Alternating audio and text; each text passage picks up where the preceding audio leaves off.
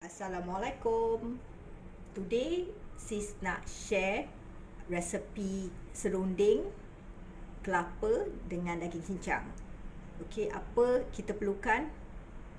Kelapa. Ni kelapa, kita beli kelapa parut yang tanpa kulit. Lepas tu kita sangai.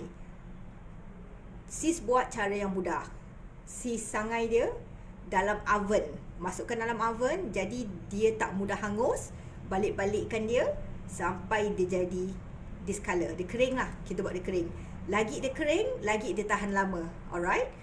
Then kita perlukan bawang besar. Alright. Kita perlukan bawang putih. Okay, don't ask sis kenapa bawang putih ni kali hijau Sis beli dekat Sheng Siong. When sis baru beli, dia yellow. But when sis keep dalam fridge, dia turn green. Tapi rasa dia sama. Okay, tak ada beza. Jadi no need to worry. Lepas tu ni cili kering yang sis dah kisar. What sis will do, I will always prepare semua in advance, especially untuk those women or those all of you yang bekerja. So senang. During the weekend, you can do all your preparation. Then sis for cili kering, apa yang sis buat, bila sis dah blend dia, sis akan tumis dengan minyak. Kalau sis tak tumis, dia punya cili kering would not last long. Nanti bila you terus simpan like that, dia akan jadi putih-putih. Nanti sayang, you kena buang. Tapi kalau you dah tumis dia dengan minyak, and dia will be able to last longer. And then kita juga perlukan lengkuas. Lengkuas, all sis dah siap sis use food processor. Because kalau you pakai food processor, you tak payah gunakan air. Then your cooking process will be faster. And then sis juga gunakan serai. Okay, up to you. Ni serai yang sis dah blend so called using food processor. But if you tengok tinggal sikit. So what sis buat, because dah sikit, sis terpaksa gunakan serai yang sis just hiris halus-halus. Oh, so okay lah. Because sis cara masak, I will make do whatever I have. So because pada sis serai yang di kisar ni tak cukup, so sis ambil serai sehiris. And then cili padi yang sama juga, sis dah blend. After that, in order to make it last longer, sis goreng. Ni tinggal sikit lah, sis have to prepare again. Alright. And then yang ini halia, also sis goreng. Sis dah kisar, sis goreng minyak, sis letak dekat freezer. Okay, just sharing with you. Lengkuas, serai, halia dalam masakan Melayu kita jarang-jarang gunakan, kecuali kita buat serunding ke, rendang, sambal goreng, that kind of dishes. So what sis will do, rather than sis beli lengkuas kan beli besar, nanti you all buang. So sis gunakan. Lepas tu bila sis dah blend, sis simpan dalam freezer. So whenever sis tak pakai, everything is available, ready, cepat sis masak. Okay. And then kita juga perlukan ketumbar. Kita perlukan jintan halus, jintan kasar. Again sis like to do preparation. All these sis beli, lepas tu sis sangai dalam oven, then sis use the kisar kering and kisar, then I keep dalam fridge. Kalau you simpan kat luar, dia won't last long. So sis simpan dalam fridge, then it can last like 1 year. So insyaAllah tak ada apa-apa. Then kita juga gunakan udang kering. Kita gunakan asam. And then nak sedap kita gunakan air daging. So what sis did kadang-kadang sis bikin mi goreng ke apa, sis ambil daging, sis rebus. Then because sis tahu yang sis nak buat serunding kelapa, so sis simpan air dia. Air dia will make a difference. Your serunding kelapa will taste much better with air daging. Okay, trust me ya. And then kita perlukan gula. Sis gunakan banyak jenis gula. Gula pasir. And then sis gunakan gula perang. Sis also gunakan brown sugar. Sis gunakan gula Melaka. Itu dah buat dia sedap sebab macam-macam gula Lepas tu sis ada garam. Gunakan kunyit serbuk. Kalau you nak gunakan kunyit hidup pun boleh lah. Sis tak ada kunyit hidup, so sis will make do with whatever I have. So I gunakan kunyit serbuk. And then kita perlukan daging cincang. Up to you lah berapa banyak you nak. You nak lebih daging cincang so can, you nak lesser so can, your choice Lepas tu kita gunakan daun limau purut, jadikan dia bau wangi. Dan semestinya kita gunakan minyak untuk menumis. Okay. And now kita dah ready untuk menumis. As usual sis always cakap dengan you all, cara sis masak ni campak-campak. Itu yang my mother always taught me dulu campak-campak. So, and I always give you the tips bila you memasak. Apa yang you boleh lebih, apa yang you tak boleh lebih. Kita tumis sampai dia pecah minyak, okay? So, dalam masakan sis, memang sis suka bawang banyak-banyak. Because dalam masakan Melayu, the more bawang kita letak, masakan kita akan bertambah sedap. Tak ada masalah okay, bawang. So don't worry, as what sis say, sis normally prepare and buat dia dalam container. So bila nak masak senang, especially you all kerja kan, so tak adalah nak masak makan berjam-jam, okay? Lepas tu kita letakkan bawang putih. Sis pun suka juga bawang putih lebih-lebih, okay? Sis nak tambah sikit bawang, biar lebih bawang, okay?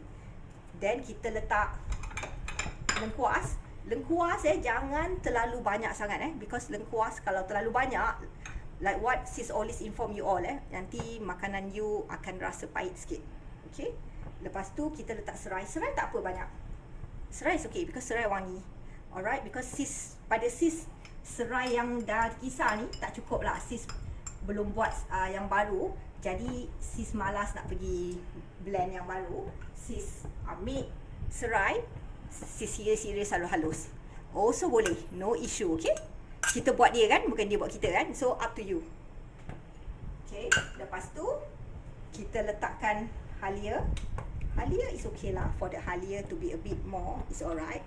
Kita letak halia. Sis punya halia pun dah nak dekat habis, nak kena buat lagi. Then kita letak cili padi. Up to you lah kalau you all ada sort yang tak kuat pedas, so you kurangkan cili padi. Okay, the purpose sis buat serunding kelapa ni sebab sis punya hubby suka makan pulut serunding dengan pulut panggang.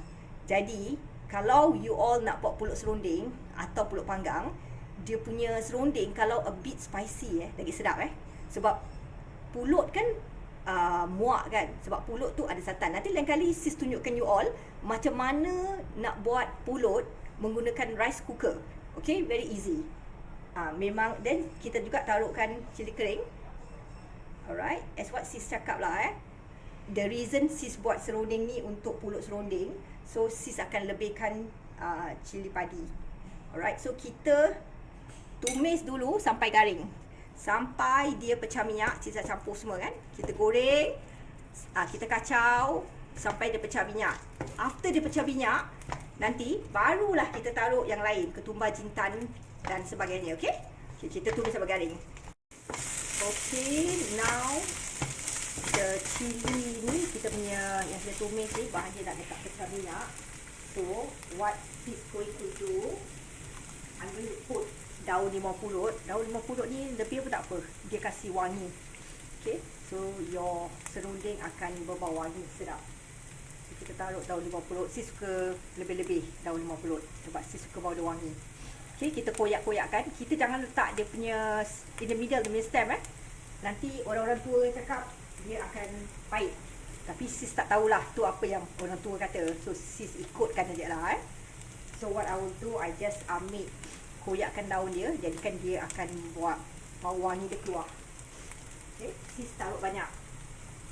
Daun limau purut ni tak ada apa-apa lah, dia wangi je. So it's okay. Nak taruh banyak pun it's alright. Okay, kita koyakkan. And then sis will letak daging. Daging up to you. Sis suka banyak-banyak sikit. Jadikan dia rasa lebih sedap lah Sis letak daging.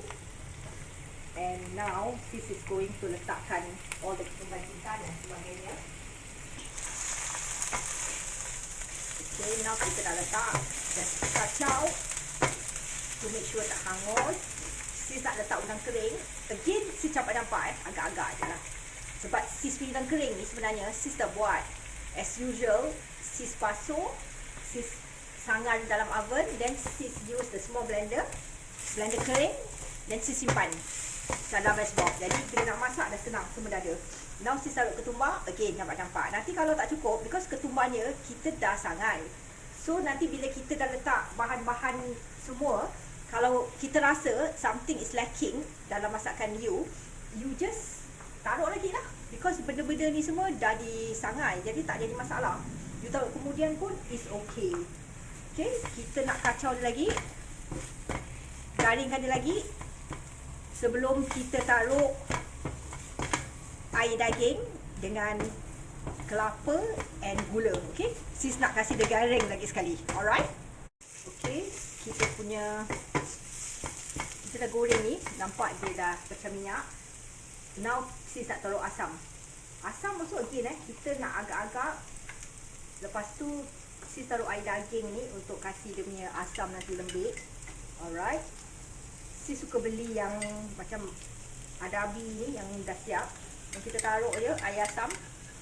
Agak-agak je lah. That's what I say, agak-agak. Lepas tu now sis nak taruh air daging. Kalau banyak sangat, jangan banyak sangat lah, nanti lambat nak kering. Sebab bila kita taruh air daging ni, kita nak kasih lagi dia punya sambal ni kering balik. Sis tak nak taruh dulu dengan kelapa. Kalau sis taruh dengan kelapa, nanti kelapanya lambat kering. So sis biarkan dia kering. Nanti bila dah kering, baru sis akan taruh kelapa. Sis nak taruh kunyit. Sis belum taruh kunyit tadi. Okay, sis taruh kunyit dulu. Agak-agak lah. Kunyit ni jangan terlalu banyak jugalah. Nanti kulit, kalau kunyit terlalu banyak, rasa kunyit sangat pun kurang enak Okay, agak-agak je. Kita taruh kunyit. Kunyit ni jadikan kita punya serunding tadi jadi berwarna kuning. Kan serunding kan colour kuning. So dia jadi nice, beautiful colour kuning. Alright, kita kasih dia kering lagi. Nanti barulah kita taruh dia punya kelapa. Sis boleh taruhlah sikit dia punya garam. Sis taruh dululah gula sikit. Pun dah boleh taruh lah. Saya taruh gula pasir sikit. Taruh sikit dululah. Nanti bila sis taruh kelapa, sis akan rasa dan tengok bila sis rasa tu, nanti sis tahulah apa yang tak cukup. Kan you all pernah makan serunding kan? So you tahu serunding ni mesti rasa manis. Mesti ada lah all the elements untuk buat serunding sedap. Sis taruh gula perang, sis taruh brown sugar. Sis memang suka bermacam-macam jenis sugar. Because pada sis, dia akan buat masakan kita more aromatic, lagi sedap. Then sis suka juga taruh gula Melaka. Sis suka this combination of bermacam-macam gula. Okay, gula Melaka ni sis buat lah, taruh dekat air. Lepas tu sis jadikan dia cair. Tapis lah, masukkan, simpan dalam botol. Okay, kita nak kena biarkan dia lagi sekali kering. Alright, before kita letak kelapa. Okay, kita tengok dia dah garing. Nampak dia dah kering balik. Dah pecah minyak pun. Nampak kan ada macam keluar minyak-minyak tu. Okay, so now kita dah boleh letak kita punya kelapa yang dah disangai. Kita letak. Kalau you all ada kat sini, you all boleh bau, wangi. Okay, dia aroma dia wangi. Sebab kita letak macam-macam benda dalam dia kan, macam-macam bahan. So kita kacau dia rata. Lepas kita kacau, kita rasalah apa yang tak cukup. Okay, sis buat gitu sis memang ajar, memang share you all recipe. Memang sis just campak-campak. Orang-orang tua cakap kita kalau campak-campak masakan kita lagi sedap. Bila kita masak ni memang ikut air tangan Jadi kita kena selalu masak. Bila kita selalu masak praktis, insya-Allah masakan kita akan sedap. Dan kita pun mesti ikhlaslah masak baru masakan kita sedap. Niatkanlah baca bismillahirrahmanirrahim, selawat, masak. Okay, nampak dia dah rata. Lepas tu you all rasa apa yang tak cukup, kita tambah. Okay, ni kita dah gaul rata. Alright. Okay, sis dah rasa. Ikut cita rasa sis suka dia pedas-pedas, manis sikit. Tapi kalau you all lebih suka manis-manis, kurang pedas, up to you all Ini pilihan masing-masing, cita rasa masing-masing. Okay, so dah siap. Alright, then in my next video, insyaAllah, I will show how to make dia punya pulut, okay, using rice cooker so that you boleh makan dengan pulut serunding.